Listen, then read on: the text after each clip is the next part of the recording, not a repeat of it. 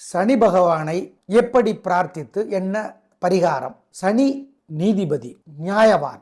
அதனால சட்டத்தால் தண்டிக்கப்படாத பாவங்களுக்கு, குற்றங்களுக்கு 7.5 சனியில, கண்டச்சனியில, அர்த்தாஷ்டம சனியில, அஷ்டம சனியில தண்டனையை தருவர். அதை மாற்ற முடியாது. எனவே சனி பகவானுடைய தொல்லையிலிருந்து தப்பிக்கிறதுக்கு நியாயப்படி, தர்மப்படி நடந்துக்கணும். இந்த காலத்துல என்ன சார் அப்படின்னா அதற்கான தண்டனையை அவர் கொடுத்துருவாருங்கிறது தான் சாஸ்திரம். அதுல இருந்து பரிகாரம் பண்ணுனா எப்படி தப்பிக்கலாம்னா, அந்த புத்தி வராமல் இருக்கும். தப்பு பண்ணலாம், பாவம் பண்ணலாம், குற்றம் பண்ணலாம் அப்படிங்கிற புத்தி, எண்ண ஓட்டம் வராமல் இருக்கும். ஆமாம், அப்படியே வந்தாலும் ஏதாவது ஒரு ரூபத்தில் ஒரு தடை வரும். இதுக்கு தான் பரிகாரம் பண்ணுறது. தப்பும் பாவமும் குற்றமும் பண்ணிட்டு தப்பிக்க முடியாது.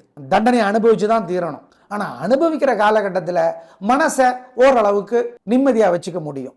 அந்த பக்குவம், தண்டனை ஏற்றுக்கிற பக்குவம். ஆமாம், பாவம் பண்ணிட்டோம், அனுபவிச்சு தான் ஆகணுங்கிற தெளிவை சனி பகவான் பரிகாரம் பண்ணுனா கொடுப்பார்.